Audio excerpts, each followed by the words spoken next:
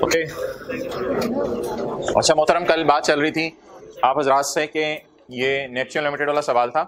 इसमें एक मशीन ए थी, मशीन बी थी। तो मशीन बी की कल हमने प्रेजेंट वैल्यू निकाली थी और उसको फेयर वैल्यू से डिवाइड किया था। तो डिसाइड ये हुआ था ये लीज कौन सी है मोहतरम? Operating lease. अगर ऑपरेटिंग लीज है तो मोहतरम इसकी सारी एंट्रीज ऑपरेटिंग लीज वाली होंगी, इसकी सारी एंट्रीज ऑपरेटिंग लीज वाली होंगी। अब मुझे बता दें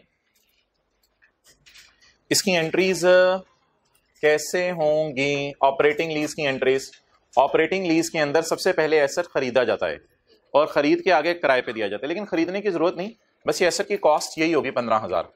और प्लीज एक बात जरा सुन लें, अब ना मैन्युफैक्चरर डीलर लेसर इस एसेट को सिर्फ किराए पे दे रहा है, तो अब आपने ये नहीं कहना इसकी कॉस्ट ये है। वो तो अगर बेचता तो इतने का बेचता, अब कॉस्ट ये है और ऑपरेटिंग लीज में डिप्रीशिएट ये 15,000 को करेगा, ये इसकी कॉस्ट है। बनाया चुप रही कौन बनाया कितने का? 15,000 का। आमतौर पे लोगों को पैसों में कितने का बेचता है? 18,750 का। लेकिन जो बनाया 15,000 का उसी को किरायों पे देना शुरू कर दिया। अब बता दें what is the cost of manufacturing?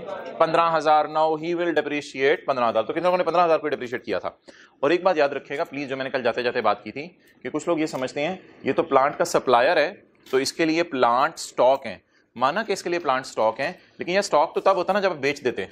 आपने तो 3 साल के लिए इसको किराए पे दिया है, 2 साल के लिए आगे किसी और को किराए पे दे देंगे, इसलिए प्लांट इसके पास अब फिक्स्ड एसेट बन जाएगा और फिक्स्ड एसेट बन के ये पीपीई के अंदर अपीयर होगा। अब इसके जरा सोल्यूशन को नजर मार लें। ऑपरेटिंग लीज वाला जो सिंपल सोल्यूशन है,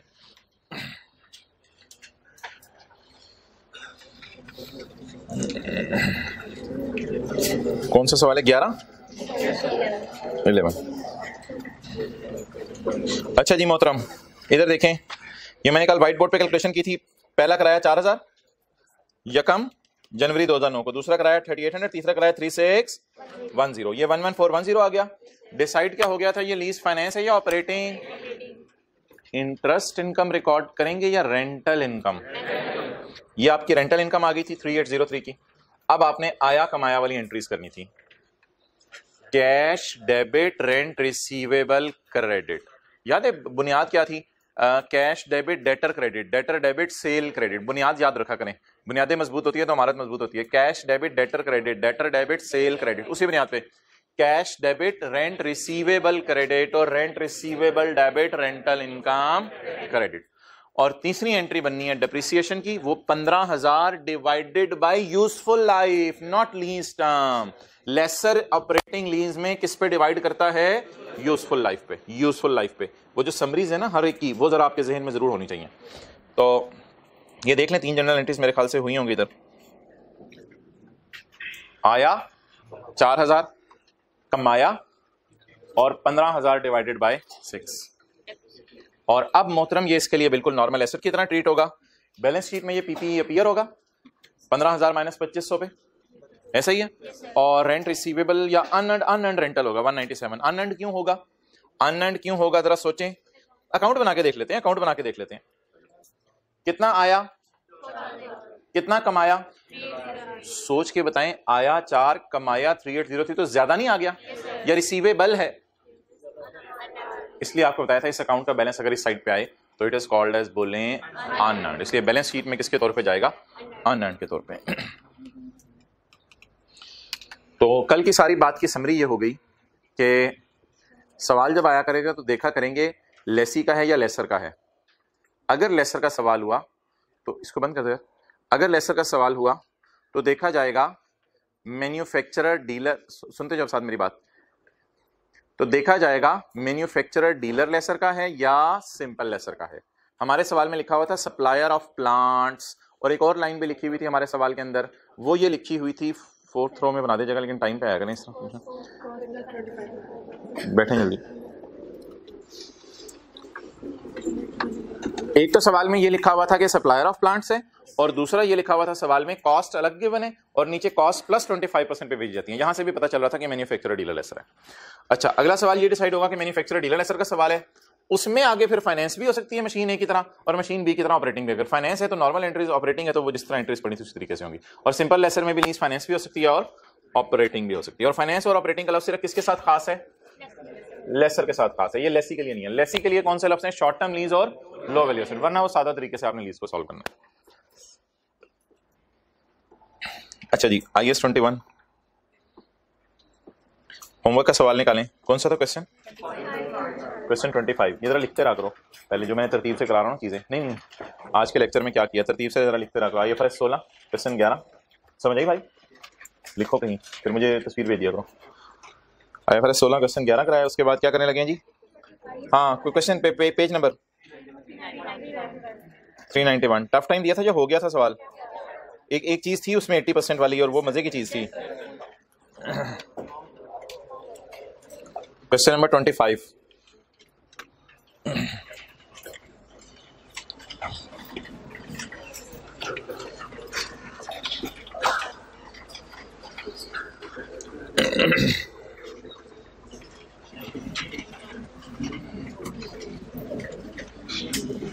चलें जी रिवाइज करते हैं सवाल। ये देखने दें, इधर देख लें यार। Spyware Limited is a Pakistani company involved in the private investigation and supply of related products. Spyware Limited imported a large batch of advanced monitoring devices from American company for total price of 1 lakh. ये तो purchase cost हो गई, total price of 1 lakh. The advanced monitoring devices were ordered from the American company on 25 March and were shipped on 25 जुलाई। भेजी किस दिन? 15 जुलाई। भेजी किस दिन? 15 जुलाई। और पाकिस्तान किस दिन पहुंची? आज मोहतरम हम वो जो इन ट्रांजिट वाली एंट्री थी ना वो नहीं करेंगे, हमारी चीजें हैं ही नहीं। तो हमारी चीजें बनी कब? जब सेफली यहां पहुंच गई। तो ना आज ऑर्डर की डेट पे एंट्री होगी, जैसे कल भी नहीं हुई थी, लेकिन कल डिस्पैच जब हुई थी तो फिर एंट्री हो गई थी। लेकिन आज इस वक्त कोई एंट्री नहीं होगी क्योंकि इस डेट को भी हमने क्रॉस कर दिया, 25 मार्च को भी क्रॉस कर दिया। हमारे लिए रेलिवेंट डेट कौन सी है? 25 जुलाई। डायरेक्ट चीजें पहुंच गई हमारे पास। तो इन्वेंट्री डेबिट, क्रेडिटर क्रेडिट। इसलिए मोहतरम ये एक्सचेंज रेट और ये एक्सचेंज रेट रेलिवेंट हो गए।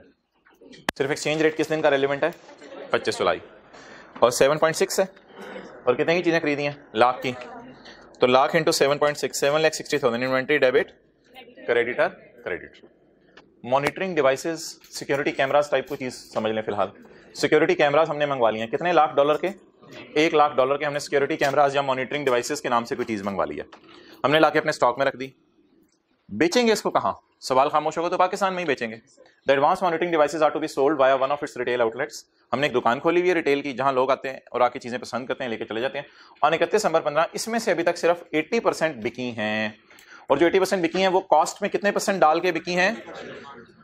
इसका मतलब है जो हमारा स्टॉक बिका है वो 760,000 की फिगर याद है? अब 1 लाख से बाहर आ जाए, $1,00,000 से 7,60,000 की फिगर याद है? 7,60,000 वाला सारा स्टॉक बिका है या 7,60,000 में से 80% बिका है? तो 7,60,000 का 80%, cost of sale debit, inventory credit. लेकिन मोहतरम अब मैंने इसकी निकालनी है सेल प्राइस। सेल जो सारा मंगवाया है उसकी निकालूं या जो मैंने बेच दिया है सिर्फ उसकी सेल बुक करूं? तो सेल कैसे निकलेगी? 608। अगर इसकी कॉस्ट है तो बता दो इसकी सेल प्राइस क्या है? 20% कॉस्ट में ऐड करके दिया जा रहा है 120। जवाब यही आ रहा है 729.6। ठीक है, उसमें तरतीब से कुछ बच्चों ने एंट्री डेटर वाली पहले कर ली होगी, कोई हर्ज नहीं। Debtor debit sale credit entry पहले कर ली होगी, आदत पड़ी हुई है, और फिर एंट्री की होगी cost of sale debit, inventory credit. कितने लोगों ने ये दो एंट्री सही की थी? तो 80% बेच दिया, तो जो 80% बेचा उसी को कॉस्ट ऑफ सेल में डालें और जो 80% बेचा उसी को सेल में डालें। और यार अगली चीज आप बता दें, हमारी डिस्कशन जो होती थी ये नॉन मॉनेटरी है और क्रेडिटर मॉनेटरी है। अब 20% स्टॉक ईयर एंड पे पड़ा होगा। 20%, 80% तो बिक गया ना, तो 80% बिक गया तो 20% स्टॉक ईयर एंड पे पड़ा होगा, लेकिन उसको नहीं छेड़ना क्योंकि वो मॉनेटरी आइटम नहीं है, नॉन मॉनेटरी है। और क्रेडिटर्स को ईयर एंड पे छेड़ना पड़ेगा अगर पेमेंट नहीं हुई, क्योंकि क्रेडिटर्स कौन से हैं? तो नॉन मॉनेटरी आइटम्स की ट्रांसलेशन ईयर एंड पे रिक्वायर्ड नहीं है। नॉन मॉनेटरी कौन से? इन्वेंट्री। और मॉनेटरी आइटम्स की ट्रांसलेशन वर्सेस वाली कैलकुलेशन वो ईयर एंड पे जरूरी है। क्लियर? तो ये क्रेडिटर की कैलकुलेशन तो आप कर लेंगे, इसको छोड़ें। अच्छा अब आप मुझे यार बता दें कि P&L में बैलेंस शीट में क्या जाएगा, सेल कितनी जाएगी यार, नजर आ रही है, नजर आ रही है, 729 600, कॉस्ट ऑफ सेल 608 000, और एक्सचेंज गेन आ रहा है, एक्सचेंज गेन कितना, ये वाला 50,000 50,000। अच्छा बैलेंस शीट में सीए का यार, बैलेंस शीट में इन्वेंट्री भी जाएगी और बैलेंस शीट में, लेकिन क्रेडिटर आफ्टर ट्रांसलेशन जाएगा और इन्वेंट्री एज इट इज जाएगी, क्योंकि इन्वेंट्री को उसके हाल पे छोड़ देना है, ना छेड़, नॉन मॉनिटरी नहीं छेड़ना। लेकिन इसको यार as it is balance sheet में शो नहीं कर सकते ना, इसका 20% शो कर सकते हैं बैलेंस शीट में, 80% तो क्रेडिट हो गया ना, तो खरीदी थी इतनी, बाकी 20% स्टॉक में पड़ा होगा, तो 760 का 20%। लेकिन इसको एज इट इज, कोई करेंसी एक्सचेंज से फर्क नहीं पड़ेगा, 760,000 इंटू बोले 20%, 152। और यार क्रेडिटर कौन सा वाला, नया वाला या पुराना वाला, क्रेडिटर क्रिएट किस पे किया, ग्रो कितने से कराया, ग्रो नहीं हुआ तो कम हुआ है, क्रिएट कितने से हुआ, रिवर्स कितने से हुआ, नया बैलेंस 710, तो क्रेडिटर किस पे जाएगा, 710 पे। चलें जी नोट करें, शायद किसी इक्का दुक्का बच्चे को फायदा हो गया हो P&L बैलेंस शीट बनाने से, हुआ किसी को फायदा, वैसे चलो एक दो को नहीं हुआ, बाकियों को हुआ है, कोई नहीं, मेरे ख्याल से होना नहीं चाहिए था फायदा, क्योंकि ये रनिंग में चीजें आपको पता होनी चाहिए। एक थोड़ी सी ये चीज जरा जहन में आ गई, मॉनेटरी आइटम्स जो हैं वो साल के एंड पे रिवाइज होके आते हैं, नॉन मॉनेटरी को अपने हाल पे छोड़ देते हैं आप।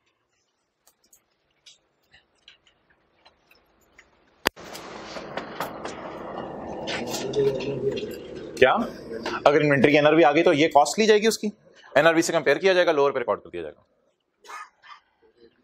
हाँ नहीं, वो तो इन्वेंट्री पाकिस्तान में पड़ी हुई है ना, तो पाकिस्तान आ गई है। ओके अच्छा मुझे ये बताएं कि क्या कहते हैं, हाँ एक और डिस्कशन कल की थी, मुझे बता दें फंक्शनल करेंसी कौन सी है और प्रेजेंटेशन करेंसी कौन सी है और फॉरेन करेंसी कौन सी है हमारे सवाल में। Spyware is a Pakistani company involved in private investigation and supply of rated products in Pakistani, तो फंक्शंस कहाँ चल रहे होंगे, तो इसलिए फंक्शनल करेंसी पाक रुपीस। इसने मॉनिटरिंग डिवाइसेस बाहर से मंगवाई, ये कौन सी करेंसी, प्रेजेंटेशन करेंसी का छोड़े परे यार, अगर पाकिस्तान के शेयर होल्डर्स हुए तो पाकिस्तान में बना के दे देंगे, जहां भी प्रेजेंटेशन करेंसी की डिस्कशन में कर नहीं सकता, डाटा नहीं अवेलेबल को खास। तो फंक्शनल करेंसी कौन सी, पाक रुपीस। और फॉरेन करेंसी, फॉरेन करेंसी की डेफिनेशन क्या है, currency other than is called as foreign currency.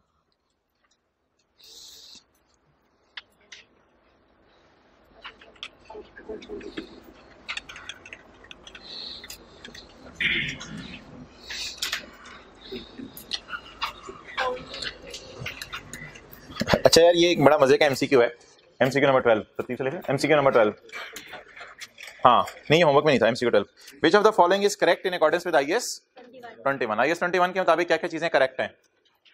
Functional currency कल जहन में लाएं, प्राइमरी इंडिकेटर, सेकेंडरी इंडिकेटर, याद आ गया फंक्शनल करेंसी। रॉयल फैन की पाक रुपीस थी, जापान वाली कंपनी की भी पाक रुपीस थी, फंक्शंस पाकिस्तान में हो रहे थे। Functional currency and presentation currency must be same, कहता है ये हमेशा सेम होनी चाहिए।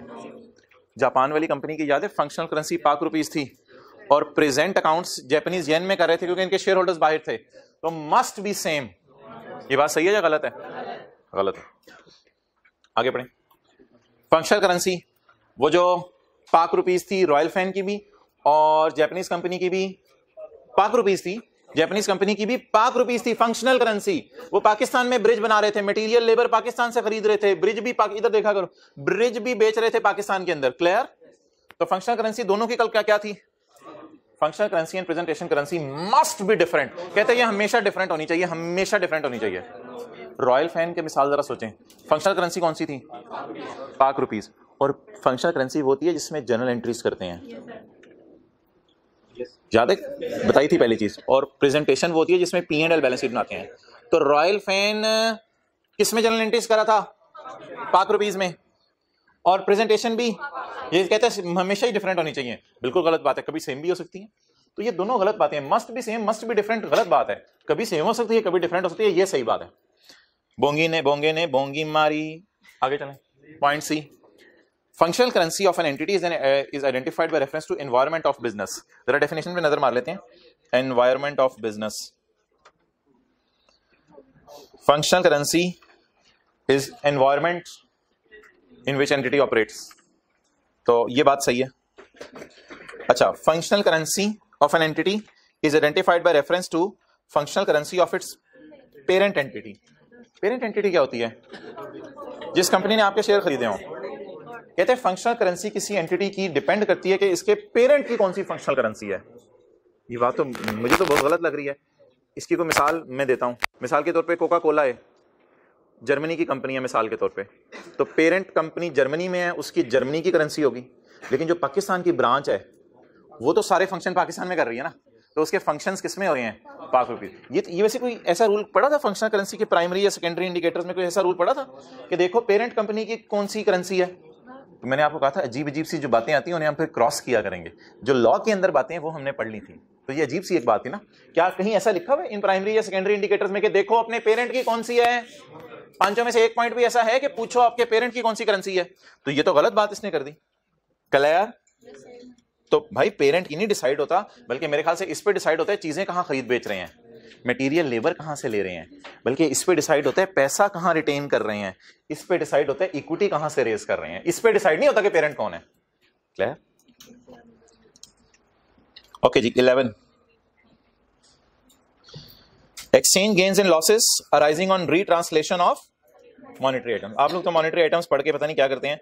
मैं जब कल घर में ये लेक्चर तैयार कर रहा था तो मैं अपने समझने के लिए यहाँ डेटर क्रेडिटर लिख लेता था, क्योंकि ऐसे जहन से निकल जाती है ना चीजें, मॉनेटरी नॉन मॉनेटरी कंफ्यूजिंग सी हो जाती है। तो एग्जांपल लिख लेते हैं तो जरा बाज़ में आ जाती है।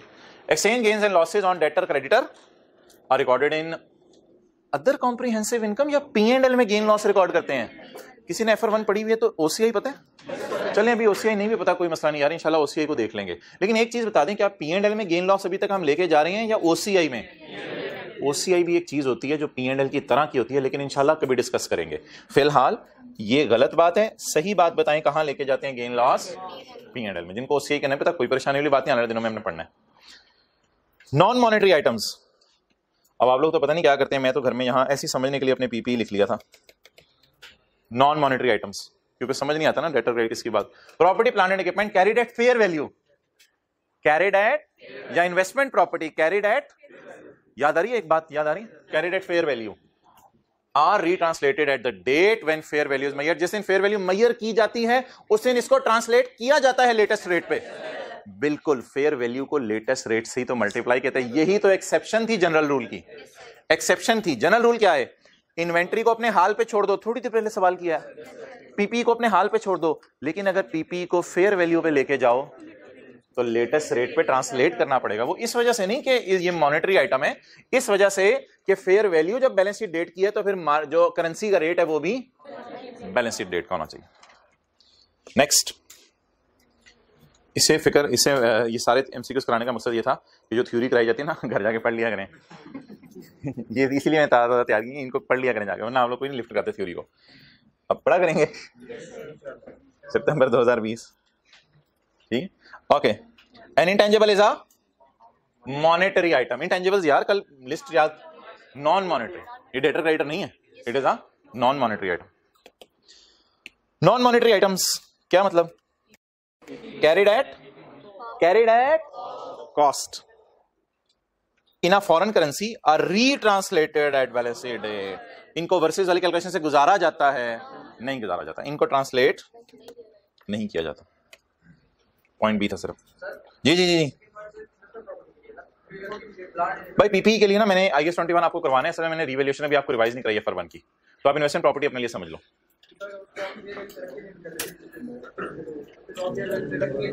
तभी करना है, तब डिफरेंस नहीं करनी, तब वो लेटेस्ट करेंसी रेट पे लाना है। हाँ, ये ध्यान में रख लो। ओके, हाँ, रिपोर्टिंग डेट का मतलब बैलेंस शीट डेट होता है। रिपोर्टिंग डेट कहाँ लिखा हुआ है यार, मैं माजरत मिस हो गया। रिपोर्टिंग डेट का मतलब बैलेंस शीट डेट होता है। रिपोर्टिंग डेट का मतलब बैलेंस शीट डेट होता है। अच्छा, ये कौन सा था होमवर्क में? 3 था, ये हो गया था। बताया करें ये यस जो हल्का फुल्का है ना, ये नहीं चलता। यस या नो बताएं, कोई इलाज पढ़े। विच of the following is not a primary indicator, कौन सा नहीं है? Clear? The currency that mainly influences sale price for goods and. अच्छा, पहले आप मुझे बताएं कौन सी ऑप्शन टिक करनी है, जरा सोच के बता दें। आप मुझे टिक करवाएं, पहले यस और नो टिक करवाएं। सी। अच्छा, ये भाई सी करें, और किसी की कराए? सी है, सी वाले हाथ खड़ा करें, और किसी की कराए? अच्छा, अब जरा तसल्ली से और गौर से पढ़ना है। विच इज नॉट अ, कौन से प्राइमरी इंडिकेटर नहीं है? अच्छा, मुझे ये बता दें, currency that mainly influences sale prices for goods and services, ये तो प्राइमरी है, और पूछ क्या रहा है कौन सा प्राइमरी नहीं है? ये तो प्राइमरी है। अच्छा, इसके बाद the currency of country whose competitive forces mainly determine the sale price, ये भी आपको याद होगा प्राइमरी है, तो वो क्या पूछ रहे हैं? Not a primary. अच्छा, the currency in which funds are generated financing activities, यानी जिसे लोन और इक्विटी रेज की जाती है, ये प्राइमरी नहीं है, ये क्या है? और चौथा, currency that mainly influences labour material and other cost, ये भी कौन सा है? प्राइमरी। ओके, इट्स ओवर, बस ठीक है, तरतीब से लिखिए मोहतरम आपने। अच्छा जी, अच्छा ये नदामत के आंसू तो नहीं आपको आ रहे? ये चैप्टर साथ साथ करना था और साथ साथ नहीं कर सके, साथ साथ किया अल्हम्दुलिल्लाह। Okay, well done. ये थ्योरी की क्लासों में सबको नदामत के आंसू आ रहे होते हैं, न्यूमेरिकल्स में सारे कह रहे होते हैं सही चल रहा है काम। ओ यार, एक चीज रहेगी, ये आप लोग भी याद नहीं कराते, भाई ने भी याद नहीं कराई जिन्होंने सवाल पूछा था कि ढूंढे ढूंढे ढूंढे ढूंढे ढूंढे टेस्ट 2 किधर है? इधर पढ़ा ही नहीं हुआ भाई। वो एक और सवाल था आपका टेस्ट में जिसके बारे में आप परेशान थे।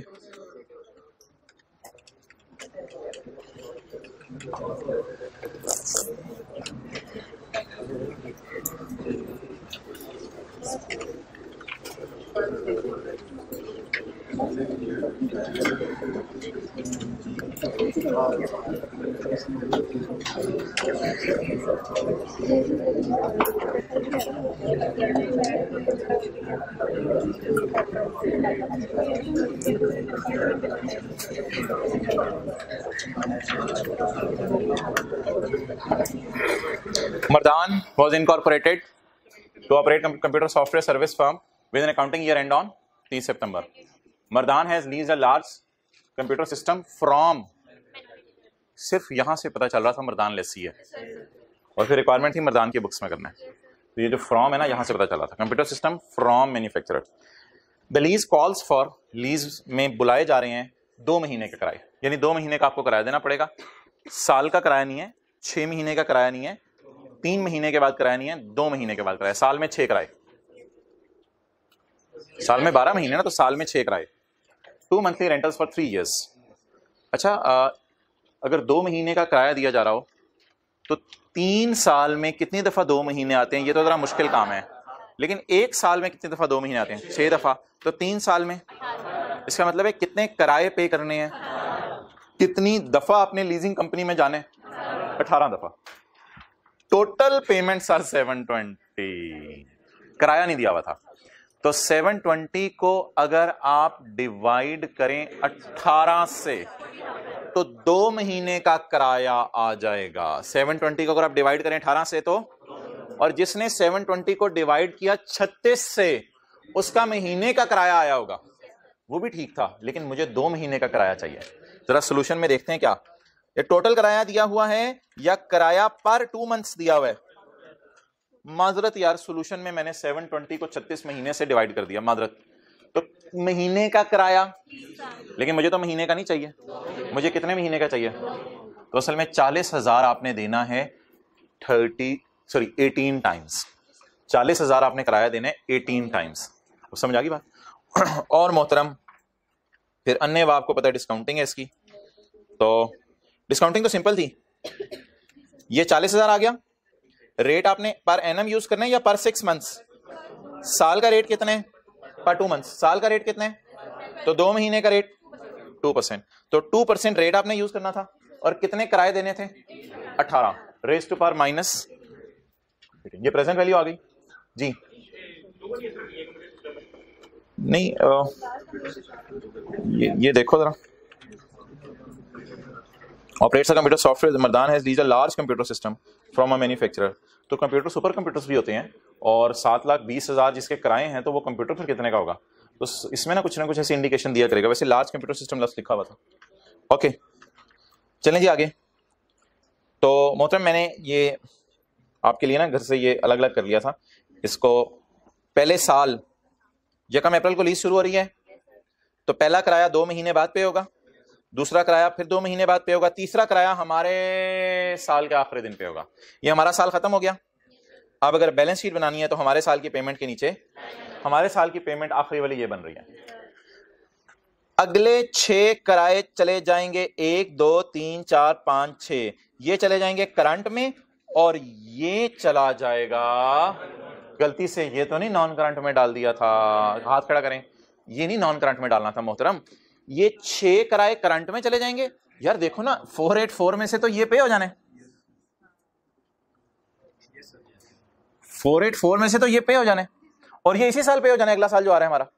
तो अब जरा सोच के बताएं कि ये चला जाना था किसमें बोलें? 1 साल के अंदर अंदर आप एग्री करते हैं 6 किस्तें पे कर देनी थी और बाद में कौन सी किस्तें पे करनी थी? ये वाली। क्लियर? तो बस यही सवाल में मसला था और तो ऐसा कोई मसला नहीं था। तो कितने लोग आज ट्राई करेंगे इसको दोबारा? बस आज का यही आपका होमवर्क है। Question number 2।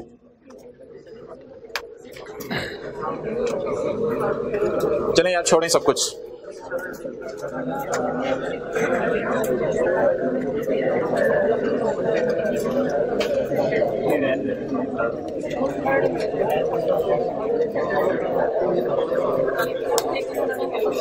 IAS 12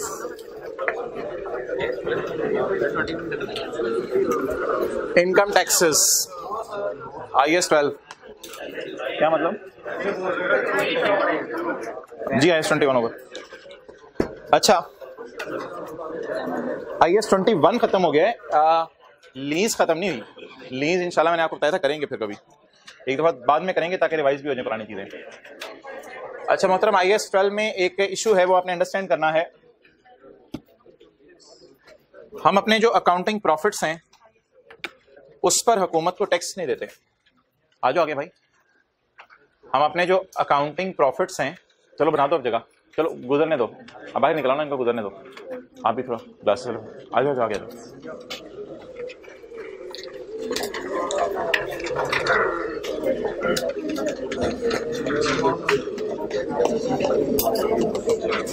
बिजनेसमैन को साल के एंड पे आता है प्रॉफिट। इस प्रॉफिट को कहते हैं, खामोश हो जाए ना, इस प्रॉफिट को कहते हैं अकाउंटिंग प्रॉफिट। हम अपने अकाउंटिंग प्रॉफिट्स पे टैक्स नहीं देते। अकाउंटिंग प्रॉफिट्स पे टैक्स इसलिए नहीं देते कि जो पाकिस्तान में ये है ना एक इदारा फेडरल बोर्ड ऑफ रेवेन्यू, इसे अकाउंटेंट्स की चंद बातों पर एतराज है, जिस वजह से ये कहते हैं इस पे आपने हुकूमत पाकिस्तान को टैक्स नहीं देना। अकाउंटिंग प्रॉफिट्स याद रखिएगा, हम ये जो किताब आप लोगों ने बाई की ICAP से, IFRS, अकाउंटिंग प्रॉफिट्स हमारे निकलते हैं IFRS के रूल्स को फॉलो करते हुए।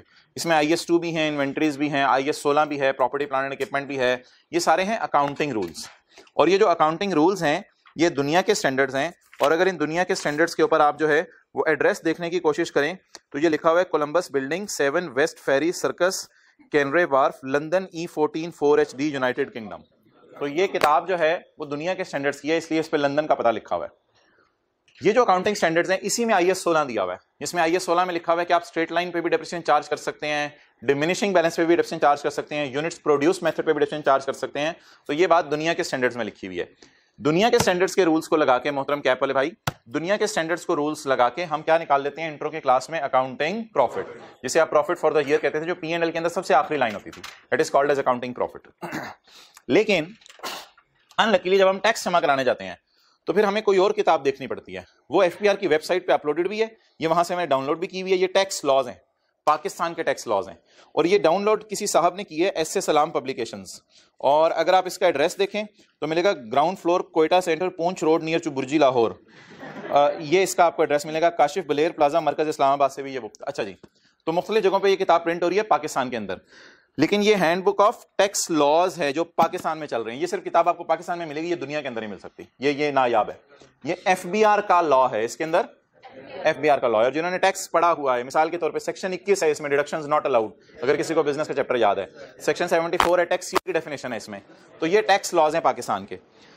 अब ये जो किताब है जो दुनिया के स्टैंडर्ड्स हैं और ये जो टैक्स लॉज पाकिस्तान के हैं, इनमें आता है डिफरेंस। डिफरेंस क्यों आता है? ये लोग कहते हैं चाहे स्ट्रेट लाइन लगा लो, चाहे WDV लगा लो, चाहे यूनिट्स प्रोड्यूस मेथड लगा लो, और ये फिर अपने ही रूल्स रखते होंगे। शायद ये कहते हैं स्ट्रेट लाइन लगा लो, पता नहीं, शायद ये कहते हैं WDV लगा लो, लेकिन ये लोग यूनिट्स प्रोड्यूस मेथड को पसंद नहीं करते। तो इसलिए फिक्स्ड एसेट्स को डेप्रिशिएट करने के एतबार से दोनों किताबों में इख्तलाफ है। ये लोग शायद कहते हैं इनटेंजिबल्स की इनडेफिनेट लाइफ हो तो उनको अमोर्टाइज ना करो, और ये लोग शायद कहते हैं अगर इनटेंजिबल की लाइफ नहीं पता तो 25 साल पे अमोर्टाइज कर दो। पता नहीं इस किताब में शायद किसी ने पढ़ा हो, टैक्स जिसने पढ़ा हुआ है, तो लाइफ ना पता हो तो उसको 25 साल के ऊपर अमोर्टाइज कर दो। तो कुछ इस किस्म की बातें इस किताब में लिखी हुई हैं जो इस किताब से डिफरेंट हैं। इसलिए हम इंट्रो की क्लास में क्या निकालते थे? Accounting profits. लेकिन ये वाले लोग इस प्रॉफिट को नहीं मानते, एफबीआर वाले, और वो कहते हैं हमारे तरीके से प्रॉफिट निकालो। तो अब हम एक सवाल देखते हैं, दोनों में क्या इख्तलाफ आ रहा है। निकाल लें लेक्चर नोट्स किताब के एंड से। IAS 12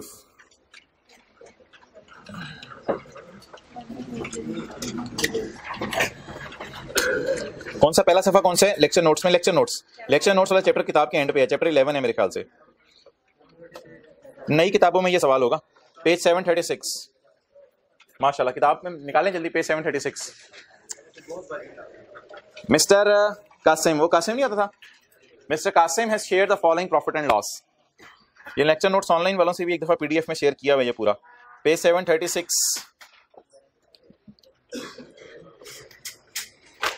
mister Qasim has share the following profit and loss for the year ended 31 December 15। भाई ये किन रूल्स के मुताबिक होगा? आज सारी इंट्रो की क्लास वाली बातें होंगी, बड़ा अटेंटिव सा रहना है। ये किन रूल्स के मुताबिक होगा? अकाउंटिंग। ये जो सफेद किताब है इसका नाम हम रख देंगे लाल किताब, ठीक है? ये लाल किताब और ये सफेद किताब। तो सेल जी 200, cost of sale 50, gross profit 150, employees की सैलरीज आ रही हैं 13 की, और बिजनेस के एक्सपेंसेस कौन से होंगे? डेप्रिसिएशन है या अमोर्टाइजेशन है? फिगर्स को छोड़ें। लॉस ऑन, ये क्या चीज है? Loss on sale of building. Building बेची होगी, बिल्डिंग बेच के WDV निकली होगी इस किताब के मुताबिक। Cost minus depreciation is equal to WDV। Depreciation इस किताब के मुताबिक निकली होगी, WDV भी इस किताब के मुताबिक निकली होगी, दुनिया के स्टैंडर्ड के मुताबिक। और WDV और सेल प्राइस को कंपेयर किया होगा तो क्या आ गया होगा? बिल्डिंग के बेचने पे लॉस। बैड डेट एक्सपेंस, ये एक अंदाजा होता है जिसे आप प्रोविजन फॉर बैड डेट भी कहते थे।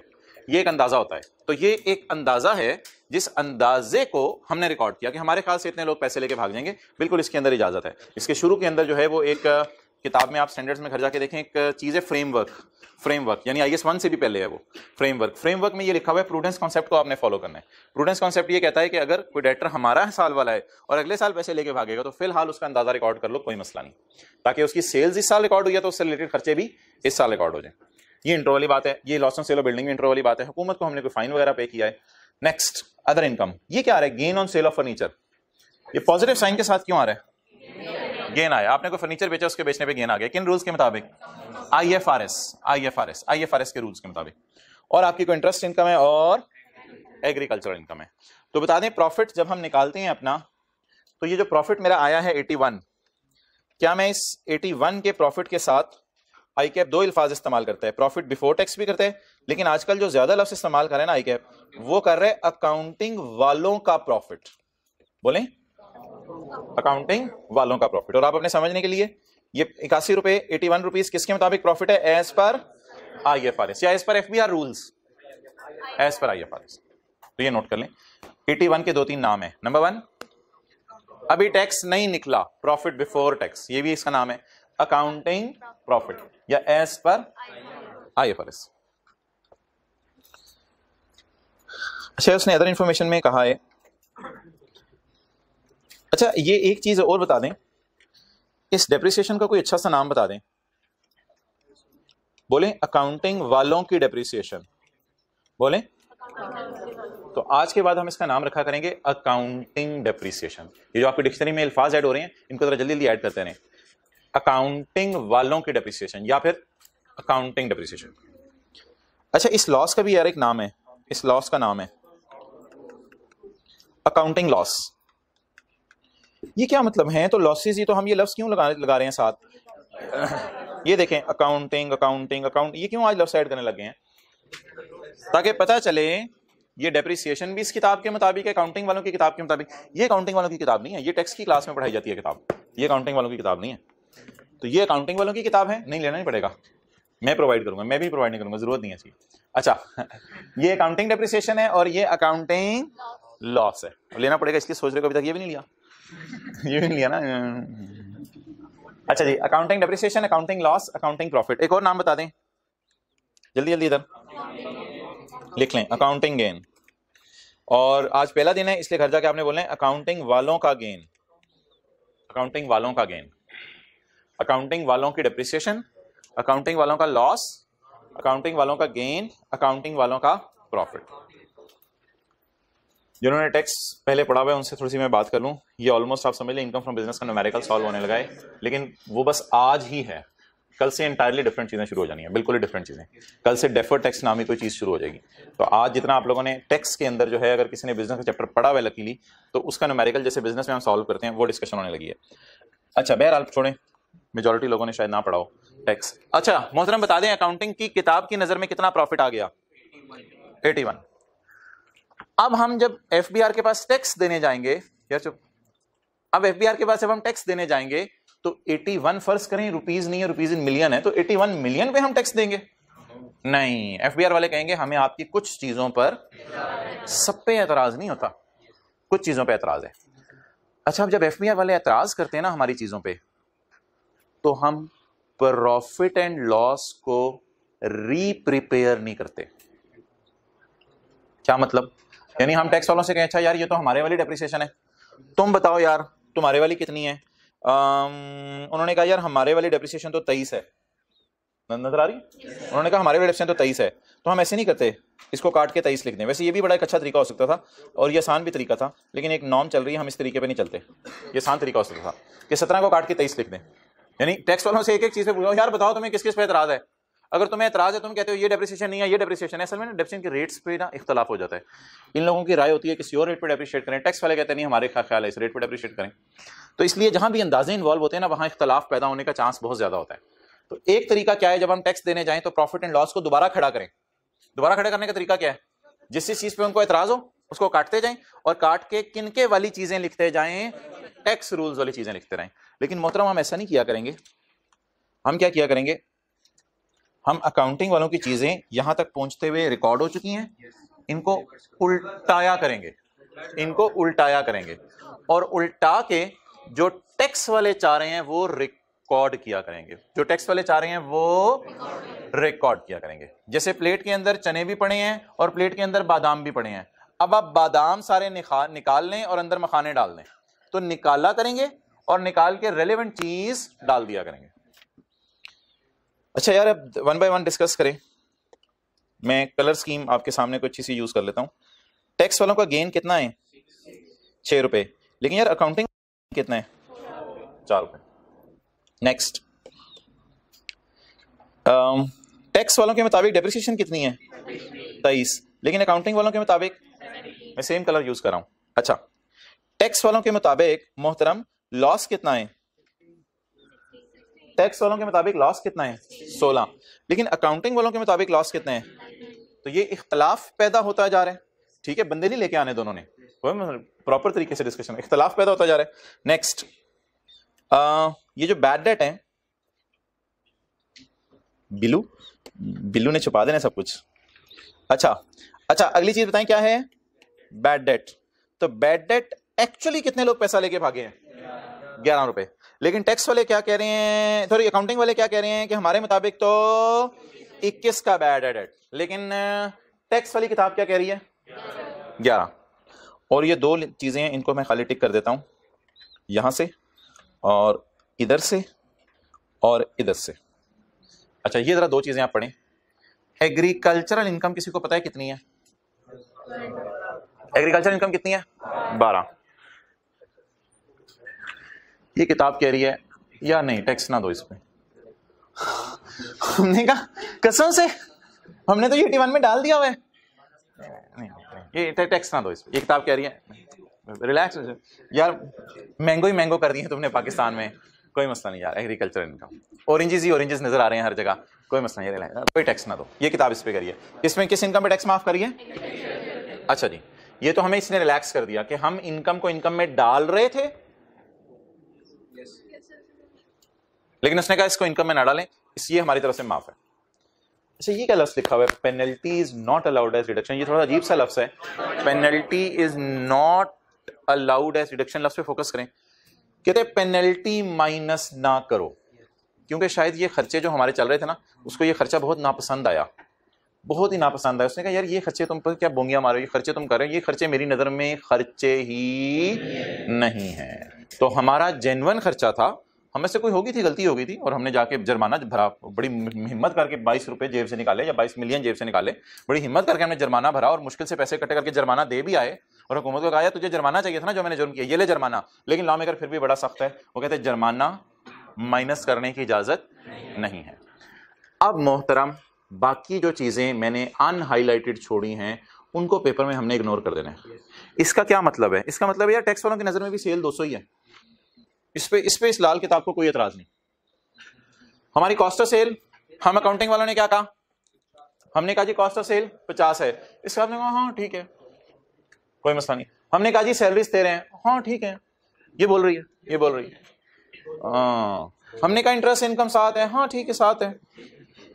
तो इस पे लाल वाली किताब को कोई एतराज नहीं है। तो जो एतराज वाली चीजें हैं उनको उल्टाना है। अब एतराज वाली चीजें हमने हाईलाइट कर दी हैं या टिक कर दी हैं, एतराज वाली चीजों को उल्टाना है, और जो टैक्स वाले चाह रहे हैं उसको रिकॉर्ड करना है। अब जरा मुझे सोच के बताएं, सबसे पहली चीज उल्टाना किस साइन के साथ होगा? उसके लिए बड़ी सिंपल सी चीज है, इसमें जो भी चीज उल्टानी है देखना पड़ेगा यहां तक पहुंचते हुए हो क्या चुकी है। अगर कोई चीज मैंने उल्टानी हुई और वो माइनस हो चुकी हुई तो मैं उसे ऐड करके उल्टा दूंगा, और अगर कोई चीज यहां तक पहुंचते हुए और उसे मैं उल्टाना चाहूं तो उसे मैं क्या कर दूंगा, माइनस कर दूंगा। और इन द एंड ये चीजें आपने साथ साथ पढ़ते रहने ताकि इनको भी रिकॉर्ड करते रहे। एग्रीकल्चरल इनकम पेनल्टी के लफ्ज की तरफ ना देखें, बाकी चारों चीजें जो मैंने हाईलाइट की हैं इन चारों को रिकॉर्ड करने, इन चारों को रिकॉर्ड करने। क्लियर? तो जो टिक की हुई चीजें मैं उनकी बात नहीं कर रहा, जो मैंने कलर्ड बॉल पॉइंट से हाईलाइट की हुई हैं उनके बारे में बता दें।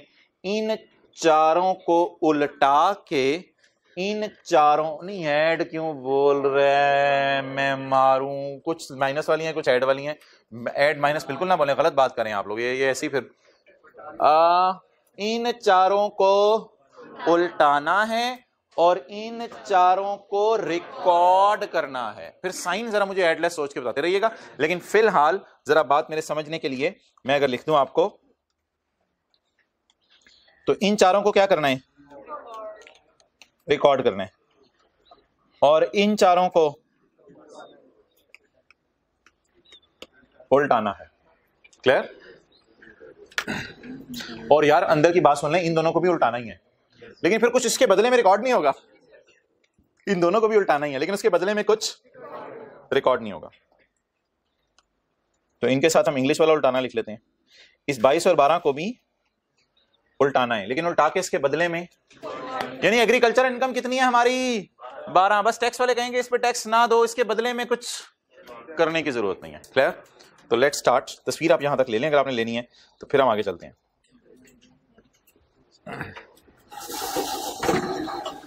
बेसिक कॉन्सेप्ट है, जरा अच्छा हो जाएगा। तो अब हम स्टार्ट करते हैं। एसी मैं आपके पास भेज दूं, थोड़ी ठंडी हवा हो जाएगी, फ्रेश हो जाएगा। अच्छा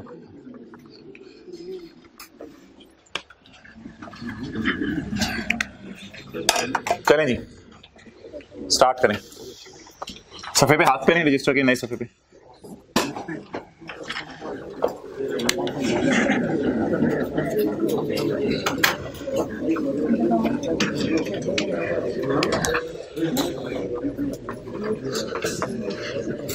भाई आप वो मेरी बात समझे थे? प्रॉफिट एंड लॉस नए सिरे से भी खड़ा किया जा सकता है, प्रॉफिट एंड लॉस नए सिरे से भी खड़ा किया जा सकता है, लेकिन उसकी जरूरत नहीं है। जो अकाउंटेंट्स की नॉर्म चल रही है उसी पे रहें।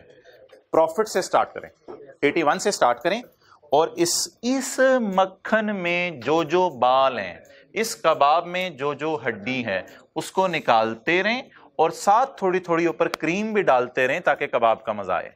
ठीक है, तो इस 81 में से आप चीजें निकालनी शुरू करनी है। इस दाल में से रोड़े निकाल दें। ओके, स्टार्ट कहां से किया करेंगे जी? अकाउंटिंग प्रॉफिट से। कुछ चीजें ऐड करेंगे, कुछ चीजें लेस करेंगे। और पहुंचा कहां करेंगे? आपको पता है पहुंची भी सरकार कहां पहुंच जाती है? अच्छा, पहुंचा कहां करेंगे? टैक्सेबल प्रॉफिट पे। किस पे? टैक्सेबल प्रॉफिट पे। अच्छा, वैसे जिस बंदे की आदत है ना गलतियां निकालना, आपके दाएं बाएं तो नहीं है, माफ करने वाला जज्बा है उसमें, वो फिर हर चीज में ही गलतियां निकालता है।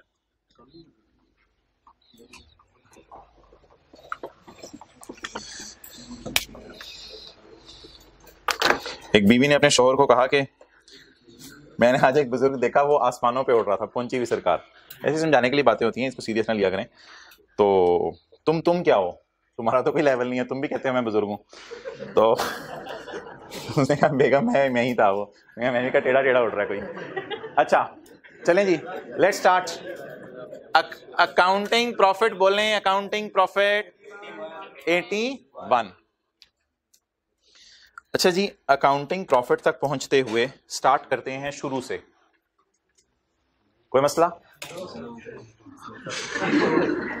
क्या उल्टा दें?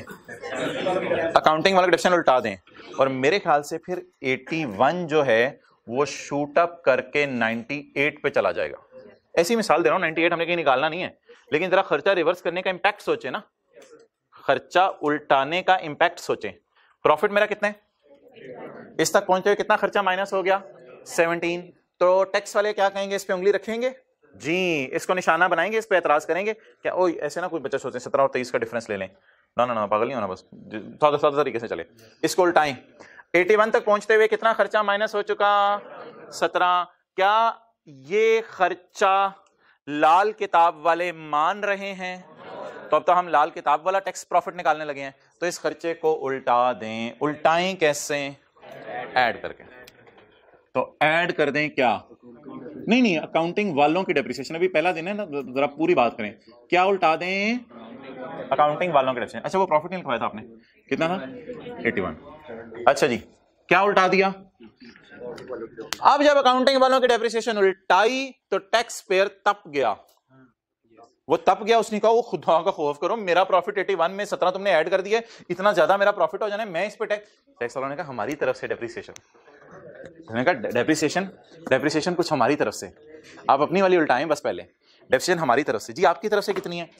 ओए होए होए होए होए होए होए, टैक्स वालों की डेप्रिसिएशन 23। मैंने कहा 17 नहीं, हमारी तरफ से 23 माइनस करें। एक भाई आखिर में कह रहे थे 23 माइनस करें। अच्छा, माइनस क्यों करना है यार, ये सोच लें भाई। अब अकाउंटिंग वालों की डेप्रिसिएशन तो उल्टा दी है ना, तो ये डेप्रिसिएशन टैक्स वालों की क्या करनी है? रिकॉर्ड करनी है। और जरा मुझे सोच के बताएं, एक्सपेंसेस किस साइन के साथ रिकॉर्ड होते हैं? एक्सपेंसेस नेगेटिव साइन के साथ रिकॉर्ड होते हैं। तो टैक्स वालों की डेप्रिसिएशन कितनी जी? 23। असल में ना टैक्स वाले अक्सर ऐसा होता है कि शुरू वाले सालों में ऐसे कुछ ज्यादा डिप्रिशिएट करने देते हैं। जिन्होंने टैक्स पढ़ा हो शायद इनिशियल अलाउंस भी कोई चीज एक पढ़ी हो, लेकिन छोड़ने कई दफा ना टैक्स वाले शुरू वाले सालों में ज्यादा डिप्रिशिएट करने देते हैं। कोई भी रीजन होगी, टैक्स वाले डिफरेंट डिफरेंट आगे चलें। चलें जी, ये वाले लोग क्या कह रहे हैं? बिल्डिंग बेचने पे क्या आया? लॉस। टैक्स वाले कहेंगे यार ये लॉस तो हमें अपने रूल्स के मुताबिक निकालेंगे, तुम इस लॉस को छोड़ो। पहले क्या करें?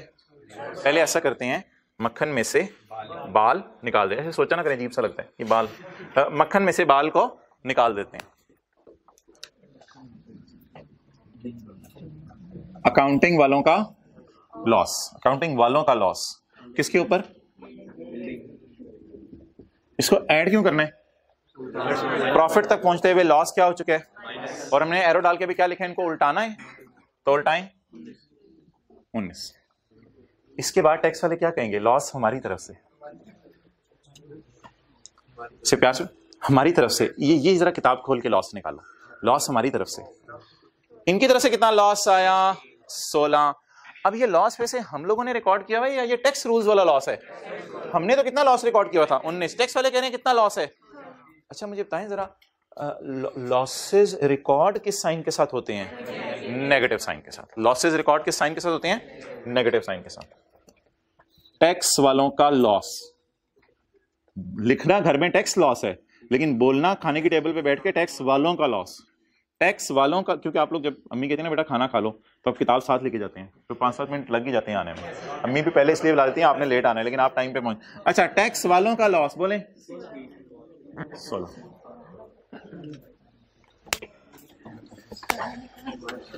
अच्छा ये मैं आपसे गप नहीं मारा, मुझे अच्छी तरह याद है, कभी कोई पंचर भी लगवाने जाना होता था ना तो हम किताब साथ ले जाते थे। ये मैं अपने जमाने की बात आपको बता रहा हूँ, तो ये लेवल था कौन बोला है, छोटे होते हम भी ऐसे करते थे। नहीं नहीं नहीं, बात बढ़ जाएगी, बात बढ़ जाएगी। अब वापस आ जाए जी, आगे चलें। आई स्टिल रिमेंबर के पेपर की छुट्टियां हुई थी और हमारे ज़माने में 40 छुट्टियां होती थी फॉर्म में, तो 40 छुट्टियों में सिर्फ 2 दिन मुझे हॉस्पिटल किसी को लेके जाना पड़ा था 1 घंटे के लिए। बाकी 38 छुट्टियों में मुझे नहीं याद पड़ता घर से निकले हो नमाज पढ़ने के अलावा। तो बस आपने अपने आप को समझाना है कि ये जो अगले 4 महीने रह गए मैंने घर से नहीं निकलना। तो घर चले भी जाया करें पहले घर चले जाया करें, दोस्तों के साथ ही फिरते रहते हैं, तो फिर उसके बाद घर से नहीं निकलना इंशाल्लाह, अगले दिन क्लास के लिए निकला करें। फिर ये जज्बा चलाता है, बाकी बातें इधर ही रह जाती हैं। हद होगी। अच्छा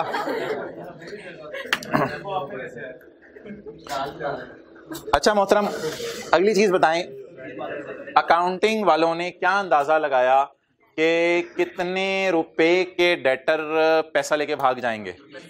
21। लेकिन टैक्स वाले क्या कहते हैं? यार नहीं नहीं, ये नहीं, मेरे ख्याल से एक्चुअली कितने लोग पैसा लेके भागे हैं? 11। अब बता दें प्रॉफिट तक पहुंचते हुए खर्चे क्या हो चुके होते हैं? माइनस। उनको उल्टा दें। इसको ना बैड डेट एक्सपेंस आपने क्या करना है, प्रोविजन नहीं क्या करना। एक लफ्ज है बैड डेट एक्सपेंस, अपने समझने के लिए बेशक प्रोविजन जो अंदाजा लिख लें, ये अंदाजा होता है, एक्चुअल बैड डेट नहीं होते। बैड डेट एक्सपेंस ये एस्टीमेट होता है। कितना जी एक्सपेंस, खर्चा कितना? 21। इसकी बजाय क्या माइनस करने की इजाजत होगी? जो अंदाजा है या जो लोग अंदाजा है या जो लोग एक्चुअली पैसा लेके भागे? जो एक्चुअली पैसा लेके भागे इसको क्या करना है? किसी को पता है कि राइट ऑफ्स वाले खर्चों को रिकॉर्ड के साइन के साथ, किसी को पता है खर्चे कैसे रिकॉर्ड किए जाते हैं? क्या करके? माइनस करके। बैड डेट रिटर्न ऑफ कितना? 11। अच्छा मैंने ना जानबूझ के आपके सामने 3 ऐसी एग्जांपल्स यहां नोट की हैं जिनको समझना कंसिस्टेंट है। कैसे? अकाउंटिंग वाला डेप्रिसिएशन का खर्चा रिकॉर्ड ना करो, टैक्स वाला डेप्रिसिएशन का खर्चा रिकॉर्ड कर लो। अकाउंटिंग वालों को ये मैंने तीनों जानबूझ के एक्सपेंसेस समझाए हैं अभी, depreciation loss expense, depreciation loss bad debt, तीनों जानबूझ के मैंने खर्चे रखे हैं। और ऐसे खर्चे रखे हैं जिनके बिल मुकाबिल भी कोई खर्चे थे, वर्सेस वाला मुकाबला कराया हमने। ओके बताएं जी, अकाउंटिंग वालों की डेप्रिसिएशन खर्चा उल्टा दो, टैक्स वालों की डेप्रिसिएशन खर्चा रिकॉर्ड कर दो। अकाउंटिंग वालों का लॉस उल्टा दो, टैक्स वालों का लॉस रिकॉर्ड कर दो। अकाउंटिंग वालों का बैड डेट उल्टा दो, टैक्स वालों का बैड डेट रिकॉर्ड कर दो। अब उल्टाने और रिकॉर्ड करने के लिए साइन कौन से हैं ये जरा सोच के बताते हैं। खर्चे किस साइन के साथ उल्टाए जाते हैं और खर्चे किस साइन के साथ रिकॉर्ड किए जाते हैं? तो ये लिखना नहीं है, ये तीनों चीजें मैंने किन रूल्स वाली उल्टा दी हैं और एफबीआर की रिक्वेस्ट के ऊपर ये वाली चीजें मैंने रिकॉर्ड कर दी हैं। और मैं जाना कहां से कहां चाह रहा हूं, ये एक्सरसाइज इतनी लंबी कर क्यों रहा हूं सुबह सुबह वर्जिश? अकाउंटिंग प्रॉफिट से उन प्रॉफिट की तरफ जाना चाह रहा हूं जिसमें मैंने हुकूमत को क्या पे करना है? टैक्स पे करना है। अगली एडजस्टमेंट्स करने के लिए मैं आपको 3 मिनट दे रहा हूं, खुद ट्राई कर लेना। पहले इधर कैमरा रखो, यहां तक नोट कर लें और फिर अगली एडजस्टमेंट्स खुद जरा ट्राई कर लें। रफ वर्किंग में करनी है रफ में कर लें, दिमाग में सोच लें प्लस माइनस क्या करना है, अगर उधर गंद मच जाएगा।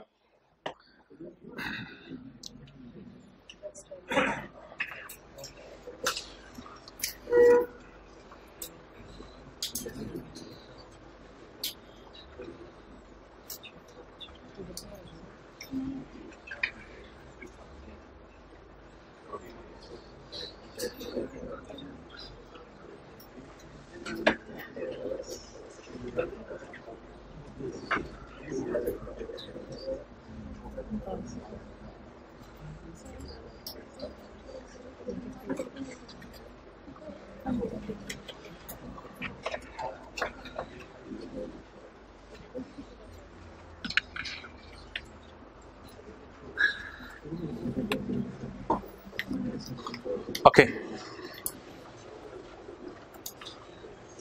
चलें जी ऊपर से चलना शुरू करें। देखें देखें सारे ऊपर से आए हैं। अच्छा 17, 19, 21। अच्छा जी 22 के बारे में क्या लिखा हुआ है? पेनल्टी को टैक्स वाले अलाउ नहीं करेंगे डिडक्ट करना। अल्फाज पे फोकस करें। पेनल्टी को टैक्स वाले अलाउ नहीं करेंगे। ये अलाउ का लफ्ज और नॉट अलाउ का लफ्ज ना सिर्फ ये जो FBR वाली किताब है ना इसके साथ खास है। इंट्रो की क्लास में, पूरी क्लास में मैं ये बात दावे से कह सकता हूँ, टीचर ने अलाउ नॉट अलाउ का लफ्ज नहीं बोला होगा। टीचर एक्सपेंसेस का लफ्ज बोलता था। बेटा एक्सपेंस माइनस कर लें, एक्सपेंस माइनस कर लें। ये जो अलाउ और नॉट अलाउ का लफ्ज है ना ये सिर्फ FBR वाले लफ्ज यूज करते हैं। अच्छा अब ये जो फेडरल बोर्ड ऑफ रेवेन्यू है हमारा टैक्स का इदारा, वो क्या कहता है जी? Penalty is not allowed as, लेकिन अपने समझने के लिए शुरू वाली क्लास है लिख लें as per tax rules. As पर, और ये लफ्ज ना एज पर टैक्स रूल्स कई दफा आया करने अब आज के बाद चैप्टर में। तो penalty is not allowed as deduction as per tax rules. Tax rules के मुताबिक पेनल्टी डिडक्शन अलाउ नहीं है। क्या मतलब? टैक्स रूल कह रहे हैं पेनल्टी को डिडक्ट ना करो। हमने यहां आके देखा, हमने तो डिडक्ट कर लिया हुआ है और वो लोग क्या कह रहे हैं? डिडक्ट ना करो। अब क्या करें? ऐड कर दें। यार बस इसको उल्टा दें और कुछ करने की जरूरत नहीं। इसको उल्टाना है बस, और कुछ करने की जरूरत नहीं। बदले में तो कुछ नहीं है ना, बदले में तो कुछ नहीं है। कई दफा मक्खन से सिर्फ बाल ही निकालना होता है, बदले में चीनी नहीं डालनी होती। तो इधर तो हम पहले बाल निकाल रहे थे और फिर चीनी, शक्कर, शहद डाल रहे थे, लेकिन कई दफा खाली बाल निकालना पड़ता है। खाली मक्खन खा लें, बाल निकाल लें। Penalty to government. ओहो मेरा हाथ इधर जा रहा था, वो बाय डिफॉल्ट आपका हाथ इधर कांपने लग जाएगा, जाके ऊपर ही आप आके लिखेंगे। इंशाल्लाह गलती नहीं कि आपसे पेपर में यहाँ हाथ पेनल्टी पी लिखने लगे ना तो ऐसे कांपने लग जाएगा, ये नहीं हो सकता। ऊपर आए। पेनल्टी प्रॉफिट तक पहुंचते हुए क्या हो चुकी है? माइनस हो चुकी है। इसे क्या कर दें? ऐड कर दें। कितना? 22। आगे चलो एग्रीकल्चर इनकम करवा दें, भाई ने पहले रिक्वेस्ट की है। मिलती जुलती चीज है, ठीक है कर लेते हैं। Agriculture income.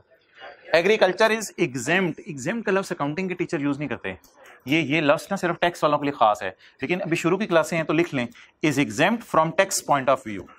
Is exempt from tax point of view. Tax point of view से ये एग्जेम्प्ट है। Agricultural income is exempt from tax point of view. जी प्रॉफिट तक पहुंचते हुए एग्रीकल्चरल इनकम क्या हो चुकी है? टैक्स वाले कहते हैं इस पे टैक्स ना दो। अब अगर हमने इसको पढ़ा रहने दिया, इसमें फील करें 81 में 12 पढ़ा हुआ है। फील 81 में 12 पढ़ा हुआ है। आप चुप रहा करो। 81 में 12 पढ़ा हुआ है। अगर पढ़ा रहने दिया तो इस पे भी टैक्स रेट लग जाएगा, लेकिन टैक्स वाले कह रहे हैं इस पे टैक्स ना दो। इसको कैसे उल्टाएंगे? तो ऐड हो चुका हुआ है, लेस कर। क्या? एग्रीकल्चरल इनकम 81 में से निकाल दें 12।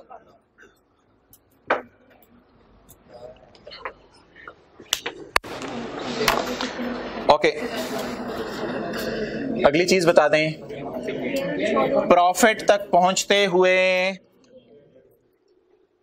फर्नीचर बेचा था। फर्नीचर बेच के हमें 4 की खुशी हुई थी। टैक्स वालों ने कहा खुशी हमारी वाली, खुशी तुम्हारी वाली नहीं, खुशी हमारी तरफ से, खुशी हमारी तरफ से। अच्छा वैसे हम अकाउंटिंग वालों की कितनी खुशी है? खुशी को उल्टा कैसे सकते हैं? जल्दी बोलें। माइनस करके 81 तक पहुंचते हुए 4 क्या हो चुका है? ऐड। इसको रिवर्स कर दें। इसकी जगह कितनी खुशी रिकॉर्ड करें? 6 की। अच्छा गेन रिकॉर्ड के साइन के साथ, किसी को पता हो गेन रिकॉर्ड के साइन के साथ करते हैं पॉजिटिव, और गेन उल्टाते के साइन के साथ है। तो ये वाला गेन उल्टा दें और ये वाला गेन रिकॉर्ड कर दें। रिकॉर्ड करने का मतलब ऐड कर दें। अब जरा देखें उल्टा काम होगा। पहले हम ना एक्सपेंसेस उल्टा रहे थे, वो ऐड करके उल्टा रहे थे। अब क्या उल्टाने? गेन। गेन कैसे उल्टाएं? लेस करके। किनके वाला गेन? अकाउंटिंग वालों का गेन उल्टा दें, कितना 81 में 4 पड़ा हुआ था ना, माइनस कर दिया, 81 में 4 पड़ा हुआ था, माइनस कर दिया, अकाउंटिंग वालों का गेन उल्टा दिया, और किनके वालों का गेन रिकॉर्ड करें, टैक्स वालों का गेन रिकॉर्ड करें 6। सो टैक्सेबल प्रॉफिट। इंटरेस्ट इनकम का कुछ नहीं करना, इंटरेस्ट इनकम के बारे में कुछ नहीं लिखा हुआ सवाल में। जी बोले, इंटरेस्ट इनकम पे टैक्स वाले टैक्स मांगना चाह रहे होंगे ना, 100। हाँ ये आप सोचो ना, ये आप सोचो, दोबारा सोचो प्लीज। आप लोगों ने जल्दी नहीं करानी, जिन्होंने टैक्स नहीं पढ़ा हुआ उनको तसल्ली से बातें समझने दें। देख लो यार दोबारा, क्योंकि आप अपने आप को वहां पे सोचें जब आप बिजनेस का पहली दफा अमेरिका कर रहे थे, आप भी सोच रहे होते थे, तो इसलिए प्रॉफिट तक पहुंचते हुए बोले बोले बोले अकाउंटिंग गेन ऐड हो चुका है। इस 4 को उल्टाऊं के साइन के साथ, थोड़ा सा सोच के बता दो, माइनस लगा दूं। टैक्स वाले कहते हैं यार गेन हमारे वाला रिकॉर्ड, ये आपने लाइन डाल के रिकॉर्ड लिखा हुआ है। अच्छा, टैक्स वाले कहते हैं गेन हमारे वाला रिकॉर्ड करो। जरा सोचो, गेन्स रिकॉर्ड किस साइन के साथ होने चाहिए, गेन्स रिकॉर्ड किस साइन से, पॉजिटिव साइन। दैट्स व्हाई मैं 4 को माइनस करूं और 6 को ऐड कराऊं। पहले अकाउंटिंग वालों का गेन उल्टाया करें, पहले ऐड लेस ना सोचा करें, पहले अकाउंटिंग वालों का गेन हमेशा उल्टाया करें। पहले बाल निकालेंगे तो चीनी डालेंगे ना, दोनों मिक्स, जीव साले देते हैं, बैठने को भी दिल नहीं जाता क्लास में। अकाउंटिंग गेन को उल्टाएं, कितना 4, और टैक्स गेन को रिकॉर्ड करें 6। तो ये थोड़ा सा जरा बात देखना इधर, अकाउंटिंग खर्चों को उल्टाया ऐड करके और टैक्स खर्चों को रिकॉर्ड किया लेस करके। लेकिन इधर थोड़ी कहानी समझना, अकाउंटिंग गेन को उल्टाया और टैक्स गेन को रिकॉर्ड किया ऐड करके। अच्छा, टैक्स रेट दिया हुआ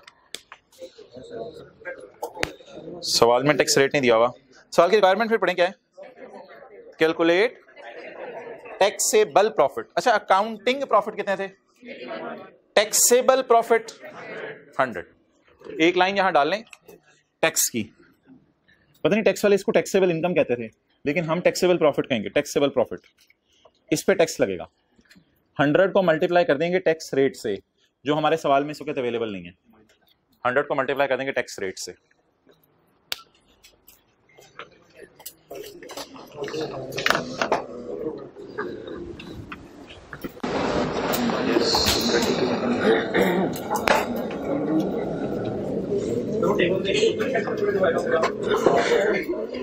नहीं, सिंगल 8 देगा। ओके, निकालें आइए स्टॉल का चैप्टर।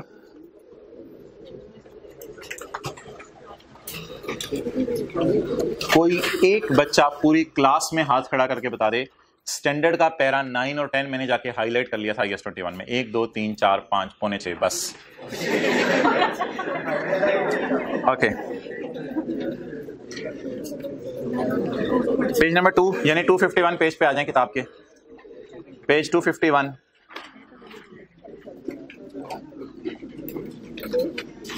बताएं जी, अकाउंटिंग प्रॉफिट और टैक्सेबल प्रॉफिट में क्या फर्क है।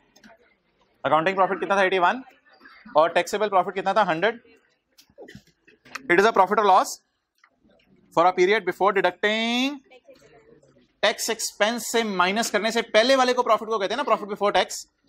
लेकिन यहां आप पढ़ना चाह रहे थे कि यहां कुछ लिखा होगा अकाउंटिंग रूल्स IFRS, नहीं उसने ऐसा लिखा। चलो बहरहाल, it is a profit for a period before deducting tax minus करने से पहले। चैप्टर का दूसरा सफा, यहां पे आपको शायद कुछ चीज मिल जाए टैक्सेबल प्रॉफिट में। It is the profit for a period determined in accordance with rule established by tax authorities. It is a profit for a period determined in accordance with rules determined by tax authorities. Tax authorities के rule हमने लगाए हैं, agriculture income माफ कर दी, ये सब कुछ। और ये वो प्रॉफिट होता है upon which taxes are payable, जिस पे टैक्स पे किए जाते हैं। अगली बात छोड़ें, ब्रैकेट में जो है कई दफा लॉस भी आ जाता है, फिर टैक्स रिफंड भी होता है, वो बात छोड़ें। ओके, अगले सफे पे आए। यार ये जो वर्किंग होती है ना, ये जो मैंने वर्किंग व्हाइट बोर्ड पे की है, इस वर्किंग का नाम होता है, बोले, करंट टैक्स, यानी इस करंट ईयर का हमने टैक्स निकालना होता है। तो इसलिए जो वर्किंग हमने की है व्हाइट बोर्ड पे, इसका क्या नाम होता है?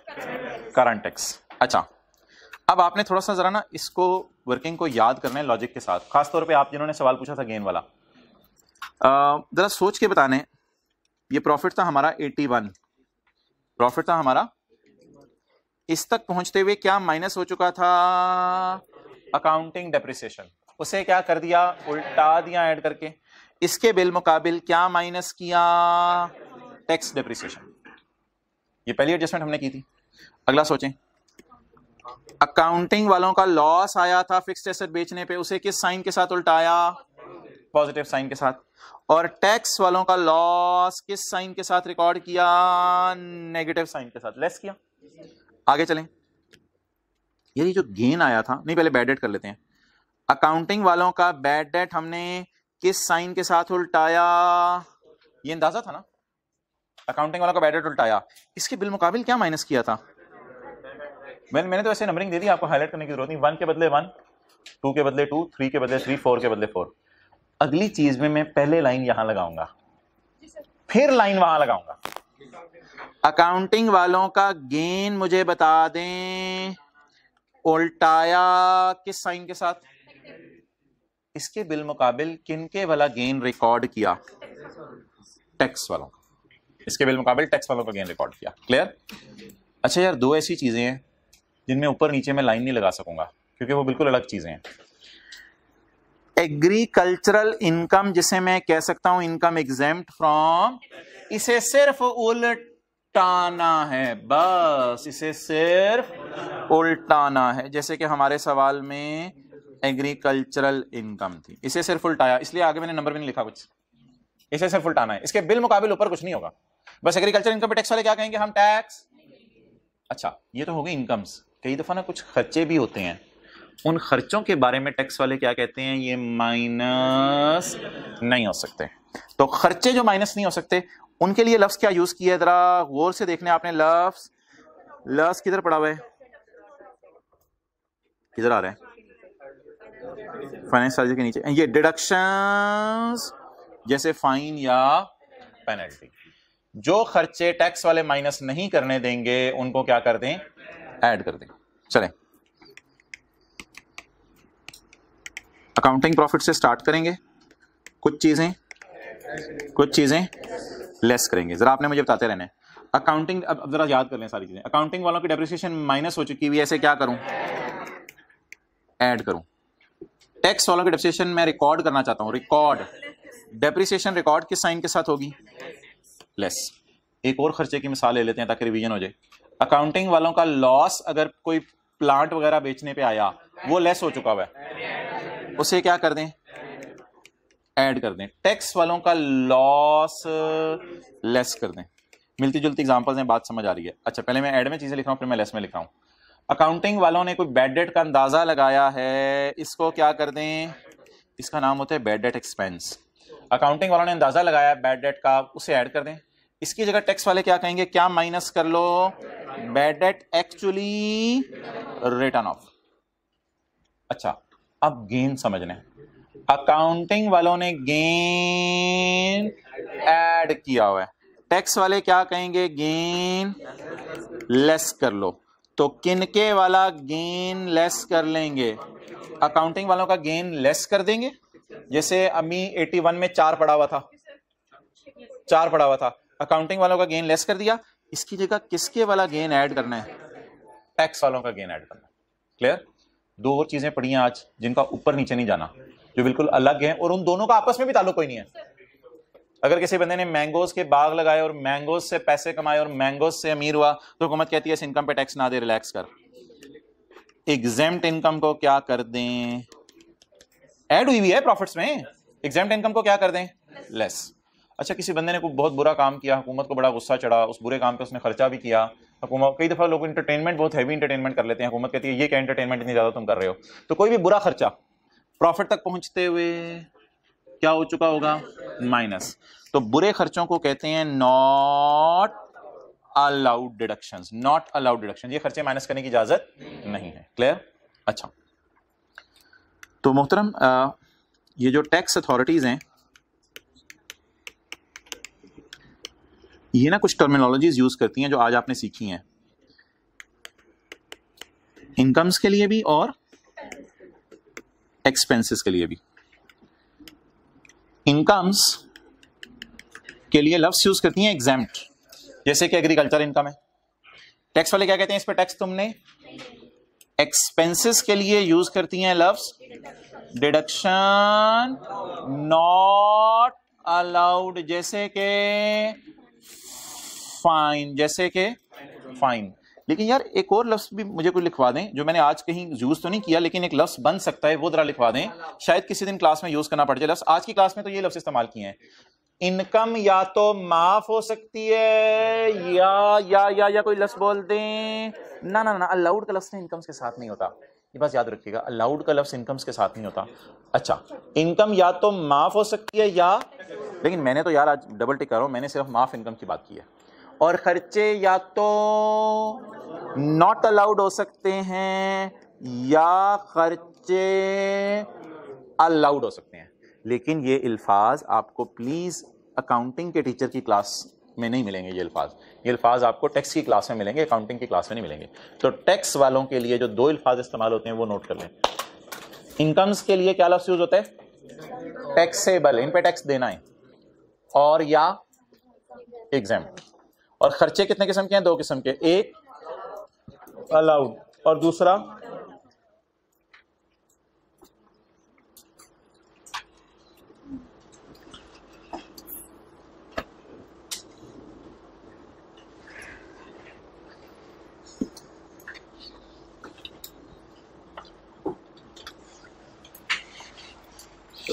आज हमने जिनको पढ़ा है उन्हें जरा टिक कर लें। डिडक्शंस नॉट अलाउड फाइन था, और एग्जाम्प्ट इनकम में एग्रीकल्चर इनकम थी।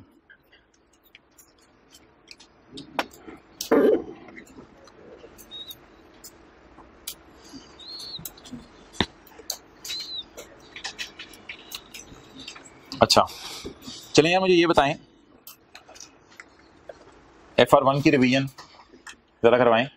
एसेट अकाउंट रिवाइज करवा दें, अकामुलेटेड डेप्रिसिएशन अकाउंट रिवाइज करवा दें, और डिस्पोजल अकाउंट रिवाइज करवा दें। ये तीन अकाउंट जरा मुझे रिवाइज करवाएं। ओह, बनाना कुछ नहीं, सब कुछ किताब पे बना हुआ है, अभी मैं आपको दिखा दूंगा।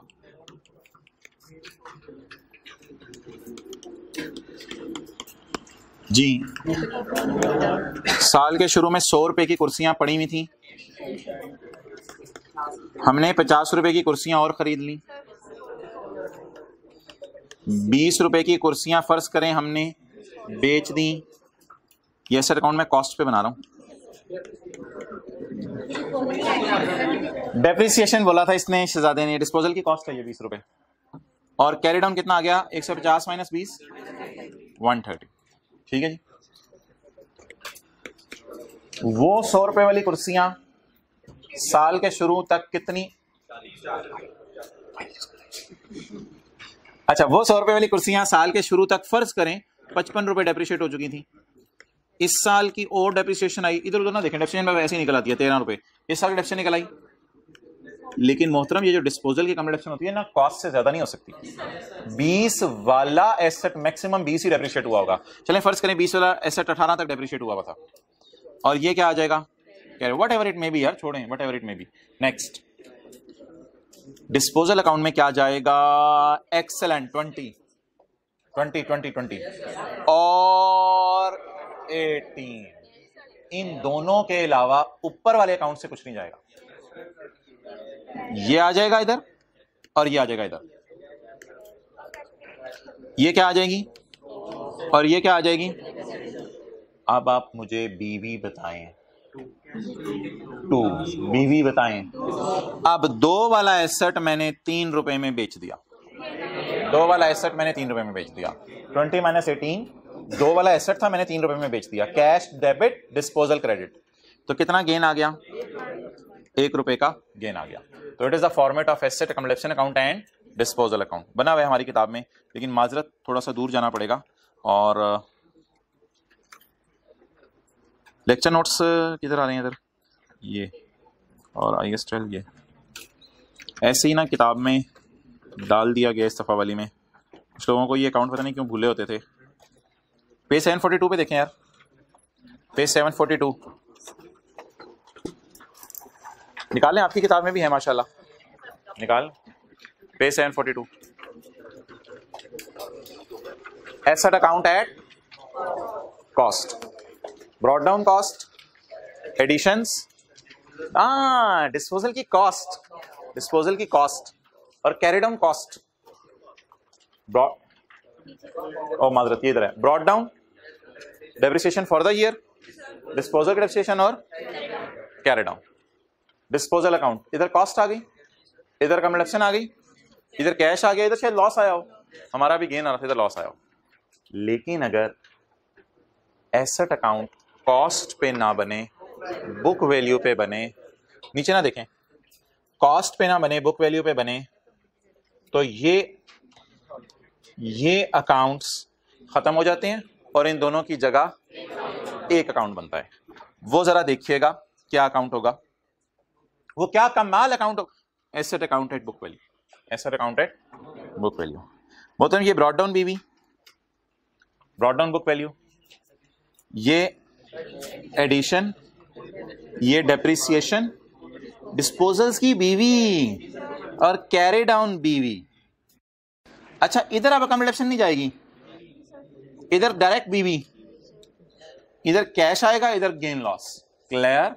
अच्छा अब 1-2 मिनट लगा के ऐसे टाइम ज़ाया कर लेते हैं, उस डेटे को पुट कर देते हैं यहाँ पे, इस डेटे को पुट कर देते हैं, इस एसेट को ना 1 रुपये का बेचते हैं ताकि यहाँ भी लॉस आ जाए 1 रुपये का। अच्छा तो हजरात ये नोट करवा दें जरा,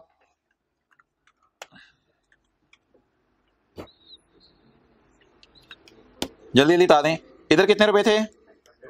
100 रुपये, इधर 50 डिस्पोजल, कैरी डाउन 130। अच्छा जी इधर बता दें अकोमोडेशन ओपनिंग 50। अच्छा फिगरें याद हैं आप लोगों को, लेवल है आप। डेप्रिसिएशन 13, डिस्पोजल कैरी डाउन निकाला होगा किसी ने 50। अच्छा अब कॉस्ट बता दें कितनी है? अकोमोडेशन 18, ये वाली 18। कैश कितना आया? 1 रुपया, तो 1 का क्या आ गया? अब आप इस डेटे को सामने रख के ये अकाउंट्स की फिगर्स 1 मिनट दे रहा हूं, बना दें मुझे, इस डेटे को सामने रख के ये अकाउंट बना दें। पहले नोट कर लेना, ये वाला नोट करना पड़ेगा ताकि घर में फिर ये याद रहे। नीचे वाले अकाउंट बना दें।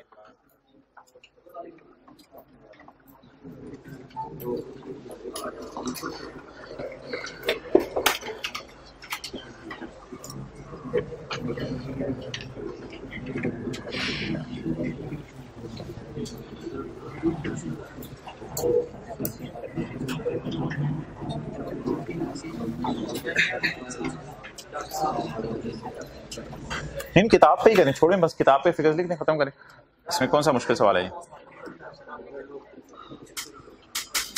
रजिस्टर कहाँ ढूंढते रहेंगे आखिरी दिन। अच्छा जी, what is brought down cost, what is brought down cost, what is brought down accommodation, what is brought down book value 45। यार एडिशंस उसी पे आएंगी, एडिशंस की कॉस्ट पे ही आती हैं इधर भी। Additions 50, depreciation 13। ये ना डिस्पोजल की बुक वैल्यू चाहिए, डिस्पोजल की बुक वैल्यू, डिस्पोजल की कॉस्ट, डिस्पोजल की अकोमोडेशन 20 - 18 2। याद रखिए जब अकाउंट बुक वैल्यू पे बन रहा है तो डिस्पोजल की भी यहां बुक वैल्यू आनी है और कैरी डाउन बुक वैल्यू आएगी 80, और ये 80 ना इससे आपने मैच करनी है। 130 - 50 इज इक्वल टू 80। F2 वालों की चीजें कराई जा रही हैं, दुख हो रहा है। अच्छा जी, पीपी की बीवी को इधर ये पार करें 2, इसके बिल मुकाबिल कैश, लॉस कितना आ गया? 1 का।